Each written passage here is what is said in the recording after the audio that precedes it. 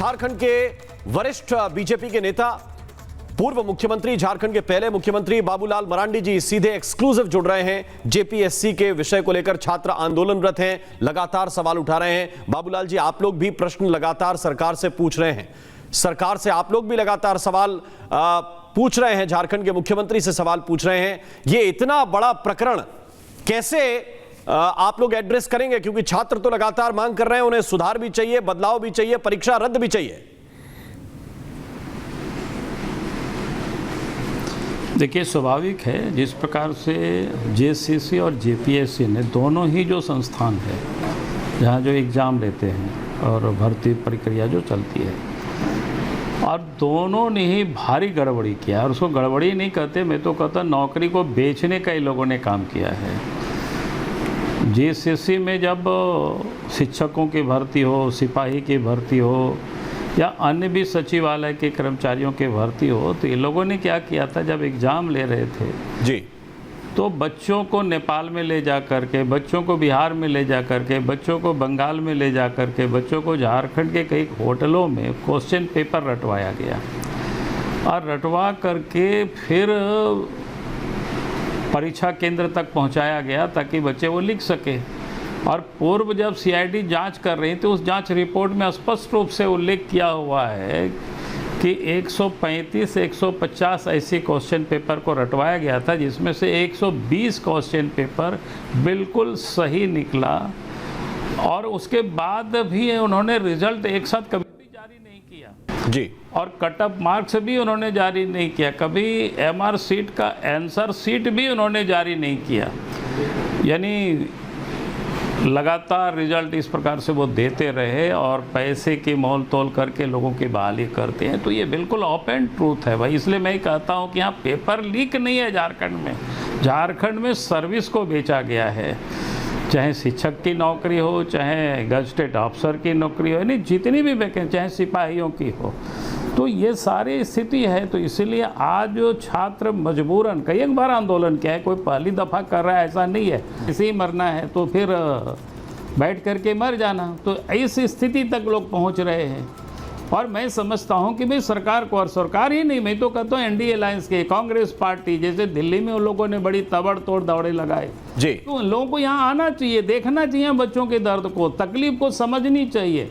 वास्तव में बच्चे जो आवाज़ उठा रहे हैं वो सत्य है कि नहीं है, तो आप कांग्रेस के नेता को पहुंचना चाहिए और बाकी और भी नेता को पहुंचना चाहिए वहाँ जंतर मंतर। नहीं, वो क्या पहुंचेंगे मरांडी जी? देखिए, आज रिपब्लिक भारत ने प्रियंका गांधी से यह सवाल पूछा, आज प्रियंका गांधी से मरांडी जी सवाल पूछा, रिपब्लिक भारत के संवाददाता ने, कोई जवाब नहीं मिला। आम आदमी पार्टी से सवाल पूछे जा रहे हैं क्योंकि ये कह रहे थे हम छात्रों के हितैषी हैं, कोई जवाब देने के लिए तैयार नहीं। रांची इनको दिखते ही नहीं है, जो जंतर मंतर पर कहते थे कि देखिए छात्रों के अधिकार के लिए हम बोलेंगे। देखिए, मेरा तो स्पष्ट कहना है, क्योंकि सरकार उनके गठबंधन की सरकार है और इतनी बड़ी मात्रा में पैसे लिए जा रहे हैं, नौकरी बेचे जा रहे हैं, तो निश्चित रूप से उस हिस्सा हमें लगता है वहाँ तक पहुँच रहा होगा।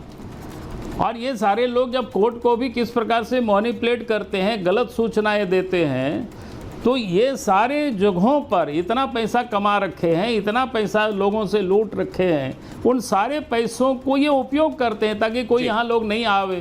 तो इसलिए मेरा तो स्पष्ट आरोप है, इसका जो बच्चों से पैसे जो वसूला गया है उसका हिस्सा कांग्रेस पार्टी के लीडर तक भी पहुंचा होगा तो कोई आश्चर्य नहीं है।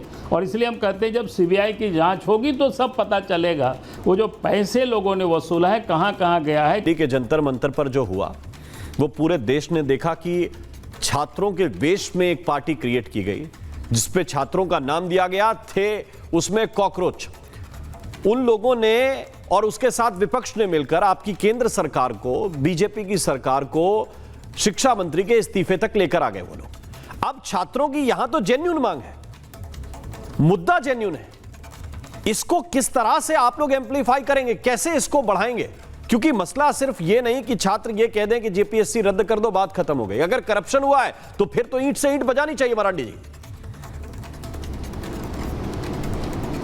देखिए, आंदोलन चल रहा है और मैं समझता हूं कि आप जो कह रहे हैं ईंट से ईंट बजेगी तो अंतिम बच्चों के पास क्या बचेगा, नौजवानों के पास ईंट की ईंट ही बजाएगा। जहां तक आपने दिल्ली का बात बताया, जंतर मंतर में ये लोग जो धरने पर बैठे थे, तो मैं समझता हूं कि बिल्कुल उनकी कोई धर्मेंद्र प्रधान से भी कोई मतलब नहीं था, क्योंकि अराजकता की स्थिति उनको पैदा करनी थी और किसी भी प्रकार से पार्लियामेंट में हमला करना, नरेंद्र मोदी को टारगेट करना, यही उनके मकसद से और कुछ भी नहीं मकसद उनके पास था। जी। क्योंकि नीट में जब भी गड़बड़ी हुई तो तुरंत सरकार ने उसको स्वीकारा और उसके बाद सीबीआई जांच को दिया, गिरफ्तारी हुई और फिर री एग्जामिनेशन भी हो गया, उसका रिजल्ट भी आ गया और बच्चे लोग एडमिशन भी ले रहे हैं।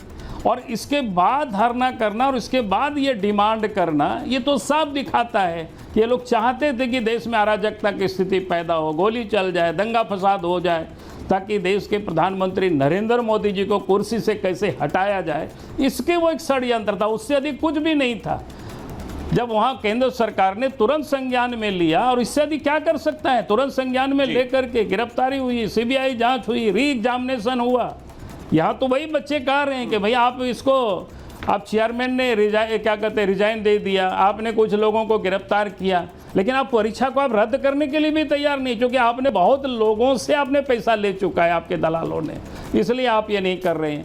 नहीं तो अभी तक घोषणा कर देते कि भाई हम परीक्षा को रद्द कर देते हैं जी। तो ये सारी चीजें कुछ नहीं किया और सीबीआई जांच को आप रेफर कर देते। कौन बहुत बड़ी बातें थी इसमें से।